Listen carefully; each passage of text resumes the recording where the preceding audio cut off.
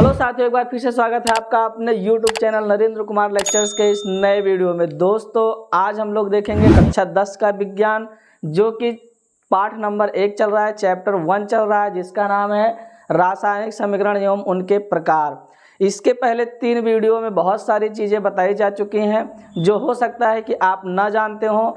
अगर आप यहाँ आई बटन में लिंक आ रहा है, वहाँ से वो तीनों वीडियो जाके आप देख लीजिए, फिर उसके बाद आप यहाँ आइए, बहुत अच्छे से समझ में आएगा। ये मेरा दावा है, 100% बता रहा हूँ कि ये मेरा दावा है। और इसके बाद जो हमारा आज का टॉपिक होने वाला है, ये टॉपिक है रासायनिक समीकरण को लिखने के निर्देश। अगर हम कोई भी रासायनिक अभिक्रिया है और उसको रासायनिक समीकरण में लिख रहे हैं तो किस किस की ज़रूरत पड़ती है, ये आपको ब्रह्मास्त्र मिलने वाला है। आप कैसे जान जाएंगे कि मतलब हाँ ये लिखा जाएगा, कैसे लिखा जाएगा।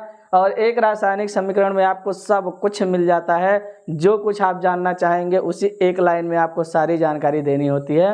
तो वो कैसे जानकारी आप देते हैं, सारी जानकारी कैसे एक ही लाइन में आप दे देते हैं, एक ही लाइन में सारी जानकारी कैसे देते हैं, आप यहाँ से जानेंगे कि एक लाइन में सारी जानकारी कैसे दी जाती है। अगर आप जानना चाहते हैं तो वीडियो में लास्ट तक बने रहिए, आप सीख के जाएंगे, ये मेरा दावा है।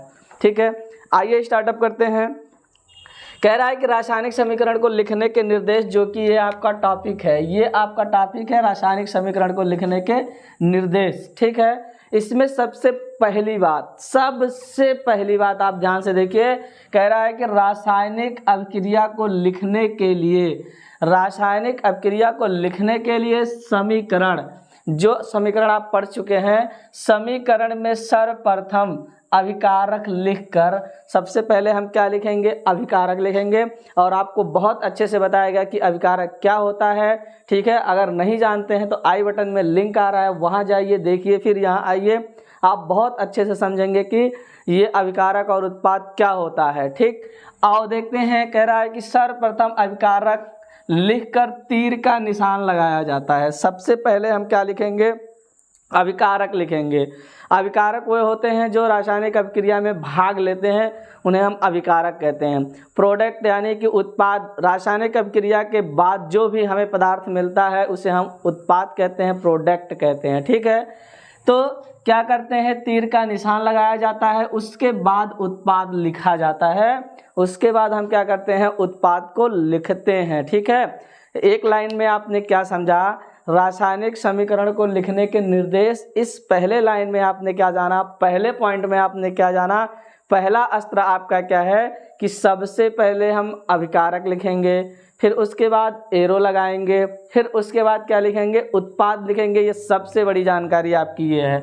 ठीक है, तो आप जैसे यहाँ लिख दिया गया, जैसे यहाँ लिखा गया अभिकारक, सबसे पहले आप क्या लिखोगे, अभिकारक लिखोगे, फिर एरो लगाओगे, फिर यहाँ क्या लिखने वाले हो, उत्पाद लिखने वाले हो। ठीक है ना, सबसे पहले आप क्या लिखेंगे, अभिकारक लिखेंगे, और ये अभिकारक हो गया, और इधर क्या हो गया, एरो हो गया। और उसके बाद क्या लिखते हैं, उसके बाद उत्पाद लिखते हैं। सबसे पहली लाइन, सबसे क्या हो जाती है, पहली लाइन। ठीक है, तो मैं आशा करता हूं कि आप ये समझ गए होंगे कि रासायनिक अभिक्रिया को लिखने के लिए समीकरण में सर्वप्रथम अभिकारक लिखकर फिर तीर का निशान लगाया जाता है, और उसके बाद क्या किया जाता है, उत्पाद लिखा जाता है। ठीक, अभिकारक और उत्पादों की संख्या एक से अधिक होने पर उनके बीच जोड़ का चिन्ह लगाया जाता है।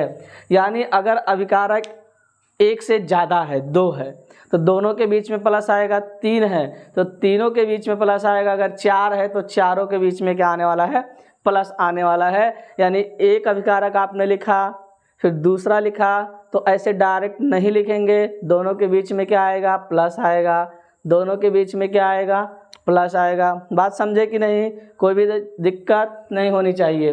तो कह रहा है कि अभिकारक और उत्पादों की संख्या एक से अधिक होने पर उनके बीच में जोड़ का चिन्ह लगाया जाता है। अगर मैं एक उदाहरण अगर यहाँ से लेता हूँ, जैसे अगर मैं जैसे उदाहरण में ले लिया, देखो जैसे हमने यहाँ लिया, क्या ले लें, Mg ले लें, क्या ले लें, Mg आप जानते हैं मैग्नीशियम हो गया, ये एक अभिकारक है अभी।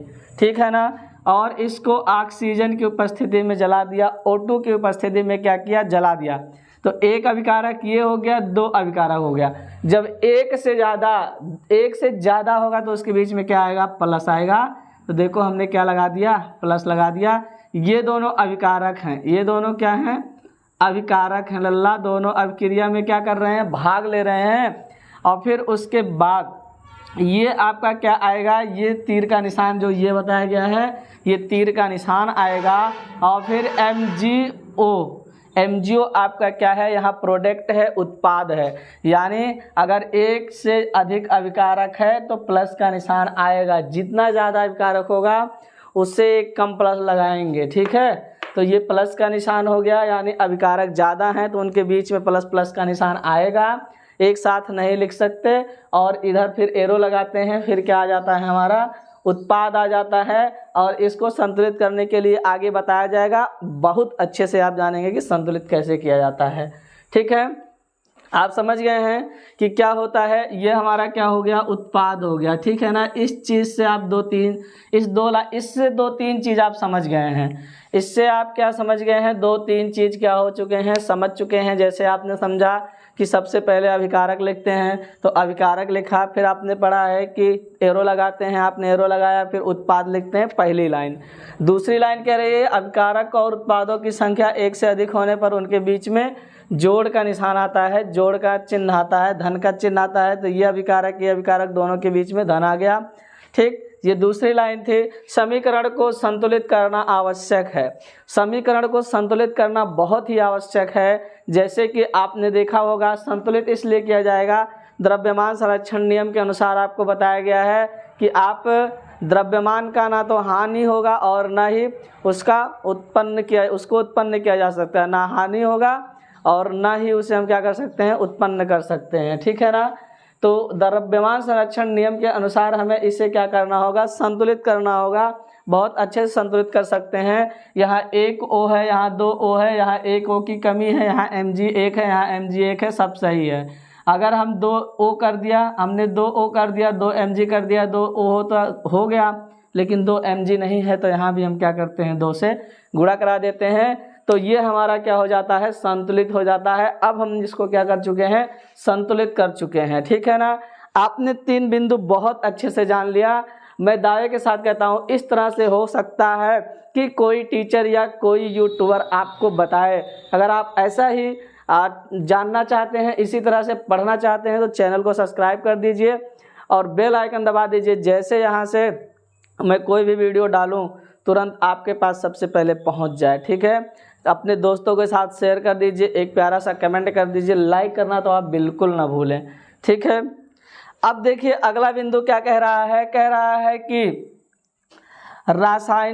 रासायनिक समीकरणों को संतुलित करते समय हम किसी भी तत्व या यौगिक का सूत्र परिवर्तित नहीं कर सकते, ठीक है ना। कोई भी सूत्र होगा, कोई भी यौगिक बन रहा होगा, उसको हम परिवर्तित नहीं कर सकते हैं। ये हमारे बस की बात नहीं है, ठीक है।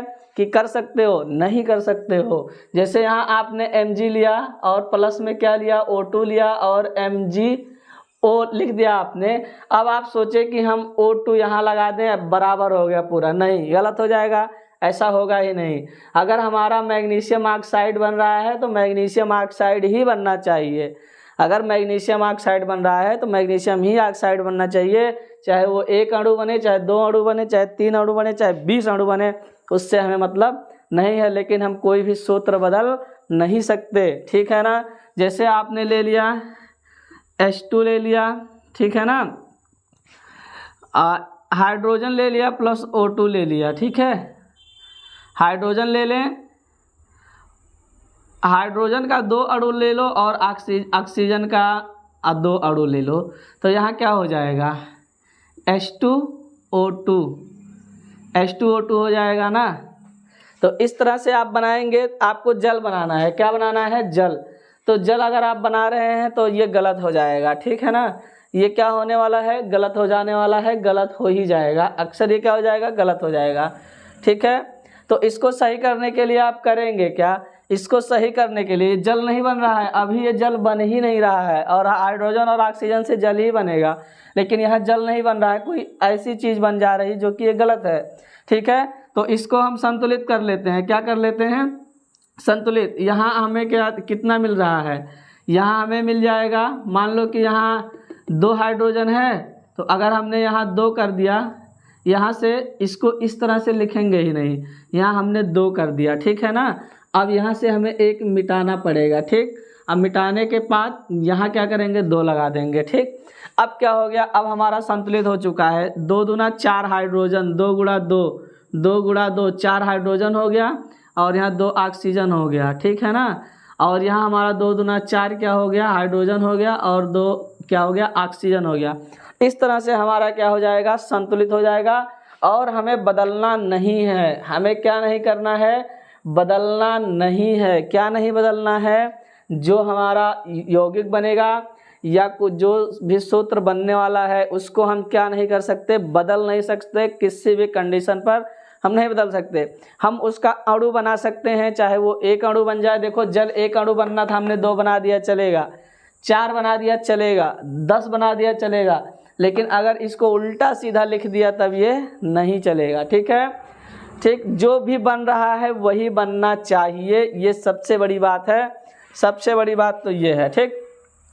अब देखो ये हमारा क्या हो जाता है? छोटे रासायनिक समीकरणों को हल करते समय हीट एंड ट्रायल विधि का उपयोग किया जाता है।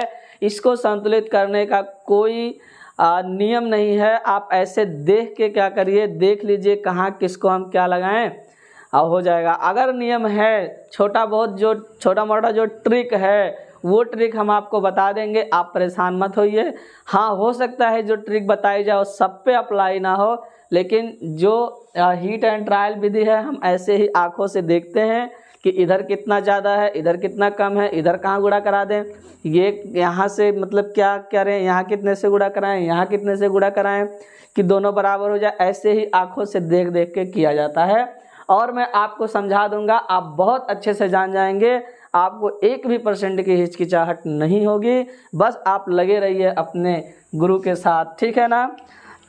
सफलता तो मिलती है, सफलता मिलती है, बस एक गुरु के साथ लगना होता है, एक गुरु के साथ समय देना होता है, एक गुरु की बात माननी होती है, एक गुरु को अपने आप को समर्पित करना होता है। कोई माई का लाल नहीं है जो आपको सफल होने से रोक दे, आपको टॉप करने से रोक दे, किसी भी प्रकार से आपको रोक नहीं सकता, ठीक है। तो लग जाइए, तैयारी करिए तगड़े तरीके से। कोई भी दिक्कत परेशानी हो तुरंत बताइए। हर प्रकार की समस्या यहाँ, अगर आप कभी भी मान लीजिए आप डिमोटिवेट हो रहे हैं, पढ़ाई में मन नहीं लग रहा है, कुछ भी दिक्कत हो रही है, तो आप किसी के पास मत जाइए। अब अगर आप परेशान हो रहे हैं तो किसी फ्रेंड के पास मत जाइए, किसी के पास मत जाइए, सीधे आप अपने गुरु के पास जाइए। देखिए वो आपको अच्छी शिक्षा देगा, और आप जिस उसमें डिमोटिवेट में जहाँ डिमोटिवेट हो रहे थे आप तुरंत वहाँ मोटिवेट ना हो गए तो फिर मैं अपना नाम बदल दूंगा। कोई भी समस्या हो आप अपने गुरु के पास चले जाओ, हर एक चीज़ की जो समस्या है तुरंत सॉल्व हो जाएगी मिनटों में, बस गुरु के साथ लगना होता है, ठीक है। तो आइए देखते हैं फिर आगे क्या कह रहा है। छोटे रासायनिक समीकरणों को हल करते समय हीट एंड ट्रायल विधि का उपयोग करते हैं, ठीक है। समीकरण को संतुलित करने के बाद अभिकारकों और उत्पादों की भौतिक अवस्था को बताने के लिए उसके साथ कोष्टक में ठोस के लिए S लिखते हैं, द्रव के लिए L लिखते हैं, गैस के लिए S लिख देते हैं। अभिकारक तथा उत्पाद जलीय विलयन में होते हैं तब उनके साथ हम क्या लिखते हैं? एक्वस लिखते हैं। क्या लिखते हैं? एक्वस लिखते हैं। आइए मैं आपको समझाता हूँ एक लाइन। हम इसे मिटा दे रहे हैं, इसकी कोई ज़रूरत नहीं है, ये तो आपको समझाया गया है, ठीक है ना। ठीक है, अभी देखो अगर हमने कुछ लिया, मान लीजिए कि यहाँ हमने ले लिया Mg, क्या Mg ना लेके, Mg तो हमने यहाँ लिया है, कापर ले लिया, ठीक है ना, Cu+ ले लिया और ZnSO4 ले लिया, ठीक है। और फिर यहाँ हमारा क्या हो जाएगा? CuSO4 और फिर प्लस में क्या हो जाएगा? एक काम करते हैं, हम लेते हैं Cu प्लस H2SO4 ये चीज़ ले लेते हैं, ठीक है ना। और फिर आप यहाँ क्या लेते हैं, यहाँ आप लेते हैं, यहाँ क्या हो जाएगा CuSO4 हो जाएगा, CuSO4 हो जाएगा प्लस H2 क्या हो जाएगा, ये हो जाएगा, ठीक है। अब ये बोल रहा है इस लाइन को, लास्ट वाली लाइन को देखो, लास्ट वाली लाइन क्या कह रहा है कि संतुलित करने के बाद अभिकारकों, समीकरण को संतुलित करने के बाद अभिकारकों और उत्पादों की भौतिक अवस्था को बताने के लिए उसके साथ कोष्टक में ठोस के लिए, किसके लिए, ठोस के लिए, मान लीजिए ठोस के लिए क्या हो जाएगा, वही समीकरण हम यहाँ लिख दे रहे हैं Cu प्लस H2SO4, ठीक है, और एरो लगा के हो जाएगा CuSO4 प्लस H2, ठीक है। इसकी भौतिक अवस्था बतानी है। अब देखो अगर कापर यहाँ आपने लिया है, ठीक है ना, तो कापर की भौतिक अवस्था जो होती है, कापर ठोस होता है, तो कापर ठोस होता है तो ब्रैकेट में आप उसके बगल S लिख देंगे, पता चल जाएगा कि कापर क्या है, ठोस है, ठीक है ना। कापर क्या हो गया, ठोस हो गया। फिर उसके बाद आप देखते हैं कि ये जो है ना, ये विलयन है, ठीक है ना, ये क्या है, विलयन है। तो विलयन में आपने देखा है AQ लिखते हैं, तो बगल में क्या लिखेंगे, AQ लिखेंगे, बगल में क्या लिख देंगे लल्ला, AQ लिख देंगे। और ये भी आपका क्या है, विलयन ही है, तो यहाँ आप भी क्या करने वाले हैं, विलयन के लिए AQ लिखने वाले हैं। और फिर यहाँ जो H2 है ये आपका गैस है, क्या है, गैस है, तो गैस यहाँ लिख देंगे। बात समझे कि नहीं समझे, किसी भी प्रकार की दिक्कत, कोई भी परेशानी बताइए, अगर कोई भी दिक्कत हो, कोई भी परेशानी हो तो बताइए।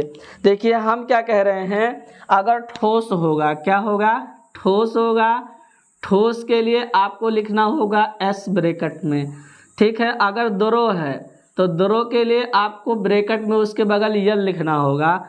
अगर गैस है तो गैस के लिए ब्रैकेट में आपको G लिखना होगा। और अगर विलयन है, ठीक है ना, विलयन है, तो आपको वहाँ क्या लिखना होगा, ब्रैकेट में AQ लिखना होगा। ये सारी जानकारी आपको दी गई। तो लिखने के इतने सारे निर्देश होते हैं, अभी बहुत सारे निर्देश हैं जो कि छूट रहे हैं। अभी हम इतना सेशन क्या करते हैं, इतना ये वाला जो पोर्शन है इसे हम रफ करेंगे, मिटा देंगे, फिर उसके बाद आगे का पॉइंट जो है वो बताया जाएगा। लेकिन पहले एक बार मैं ये सोच रहा हूँ कि यहाँ तक रिवीजन कर दिया जाए, कोई भी दिक्कत परेशानी हो तो वो सब कमी बेसी जो है वो निकल जाए, ठीक है। तो आइए, कह रहा है समीकरण, रासायनिक समीकरण को लिखने के निर्देश। सबसे पहले तो ये आपका क्या हो जाता है, हेडिंग हो जाता है। रासायनिक अभिक्रिया को लिखने के लिए समीकरण में सर्वप्रथम अभिकारक लिखकर तीर का निशान लगाया जाता है, उसके बाद उत्पाद लिखा जाता है। सबसे पहले अभिकारक को लिखा गया, फिर तीर लगाया गया, फिर उत्पाद को लिखा गया। अब दूसरा बिंदु कह रहा है अभिकारक और उत्पादों की संख्या एक से अधिक होने पर जोड़ का चिन्ह लगाया जाता है। तो यहाँ 2 अभिकारक हो गया, देखो बीच में जोड़ का निशान आ गया, ठीक। और फिर उसके बाद तीसरी बात, रासायनिक समीकरण को संतुलित करना आवश्यक है। वो इसलिए आवश्यक है क्योंकि द्रव्यमान संरक्षण नियम के अनुसार हमें क्या करना पड़ता है, संतुलित करना पड़ता है। अगला है रासायनिक समीकरणों को संतुलित करते समय हम किसी भी तत्व यौगिक का सूत्र परिवर्तित नहीं कर सकते, जो बन रहा है वही बनेगा। मैग्नीशियम ऑक्साइड बन रहा है, MgO बन रहा है, MgO ही बनेगा, और कोई दूसरा चीज़ हम बना ही नहीं सकते, ठीक है, नहीं तो गलत हो जाएगा। हम अगर उल्टा सीधा लिखेंगे तो कोई ऐसा चीज़ बन जाएगा ना जो संसार में है ही नहीं है। छोटे रासायनिक समीकरणों को हल करते समय हीट एंड ट्रायल विधि का प्रयोग करते हैं, ठीक है। इसमें ऐसे ही नज़र से दोनों तरफ देख देख के क्या किया जाता है, बराबर किया जाता है। समीकरण को संतुलित करने के बाद अभिकारकों और उत्पादों की भौतिक अवस्था को बताने के लिए उसके साथ कोष्टक में ठोस के लिए S, द्रव के लिए L तथा गैस के लिए यस, यल है यहाँ, द्रव के यस नहीं, गैस के लिए G होगा। यहाँ आप लोग ध्यान से देखिए, गैस के लिए क्या हो जाएगा, G, है ना, यहाँ मैंने लिखा है गैस के लिए G हो जाएगा, ठीक। ठोस के लिए S, द्रव के लिए L, गैस के लिए G लिख देते हैं। अभिकारक तथा उत्पाद जलीय विलयन में होते हैं तब उनके लिए AQ लिखा जाता है। देखो कापर आपका क्या हो गया, ठोस हो गया, बगल में मैंने S लिखा, H2SO4 ये जो है विलेन है, हमने इसके लिए AQ लिखा। आगे अब ये विलेन बन जाता है तो ये क्या हो जाता है CuSO4, यहाँ हमारा aqueous AQ लिख दिया। फिर यहाँ हाइड्रोजन हमारा जो है वो गैस है तो यहाँ हमने क्या लिख दिया G लिख दिया। ठीक है, अब देखो यहाँ बताया गया कि ठोस के लिए S लिखना है, द्रव के लिए L लिखना है, गैस के लिए G लिखना है और विलेन के लिए aqueous लिखना है। किसी भी प्रकार की दिक्कत परेशानी नहीं होनी चाहिए। कोई भी दिक्कत हो, कोई भी परेशानी हो तो आप मुझे बताइए। वीडियो आप तुरंत शेयर कर दीजिए, चैनल को सब्सक्राइब कर दीजिए, वीडियो को लाइक कर दीजिए, एक प्यारा सा कमेंट कर दीजिए। अभी आगे हम देखेंगे 4-5 पॉइंट अभी छूट रहा है, आइए उसको भी लगे हाथ देख लेते हैं। तो आइए चलते हैं, आइए देखते हैं। अगला है, अगला बिंदु हमारा क्या कह रहा है। अभी जो बिंदु आपने देखा है मैंने इतना रफ कर दिया है, अब यहाँ से देखते हैं 2-3 बिंदु और बचा हुआ था। आइए देख लेते हैं क्या कह रहा है। कह रहा है कि अभिक्रिया उत्क्रमणीय होने अर्थात दोनों दिशाओं में होने पर तीर का निशान इस प्रकार लगाया जाता है। ठीक है ना, अगर अभिक्रिया इधर से इधर चली जाए और इधर से फिर इधर आ जाए, इस स्थिति में हम एरो का जो निशान होता है इस तरह से लगाते हैं, डबल एरो लगाते हैं। एक का सर इधर रहेगा, एक का सर इधर रहेगा। ठीक है, अगर एक तरफ होगा तो एक तरफ के लिए तो ऐसे ही हो गया, हाँ केवल इधर से इधर जाएगा। ठीक है, लेकिन अगर दोनों तरफ से हो रहा है तो हम ऐसे लगाते हैं, इधर से दोनों तरफ से हो गया, यानी हम इधर से उधर भी जा सकते हैं और उधर से इधर। चलो एक हम ले लेते हैं ऐसे ही व्यवहारिक रूप में, आपको समझाने के लिए एक उदाहरण मैं देता हूँ। जैसे मैंने एक उदाहरण दिया बर्फ़, ठीक है ना, मैंने क्या दिया बर्फ़ लिया।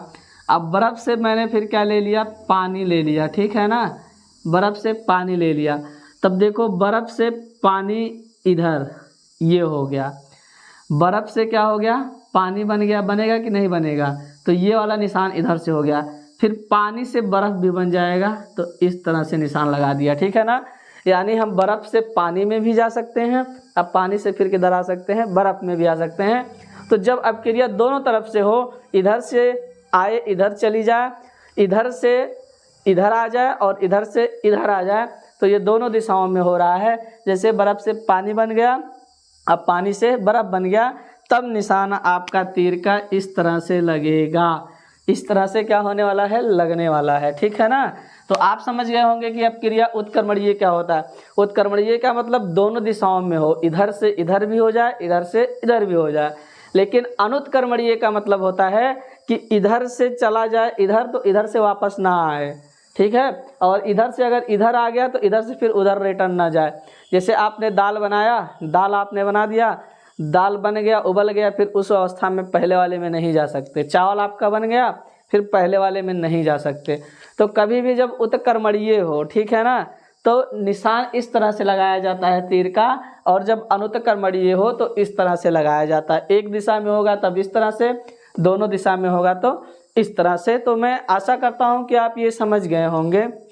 अगला देखिए, उष्मा, अगला कह रहा है अभिक्रिया संपन्न होने के लिए, अभिक्रिया संपन्न होने के लिए, मान लो कि ये क्या लिखा है, अभिक्रिया संपन्न होने के लिए आवश्यक दाब ताप, ठीक है ना, और जो आपका उत्प्रेरक होता है, आवश्यक ताप दाब और उत्प्रेरक भी लिख लो, उत्प्रेरक। ठीक है ना, तीर के ऊपर लिखा जाता है, यहाँ लिखा जाता है, तीर के ऊपर नीचे दोनों लिख सकते हैं।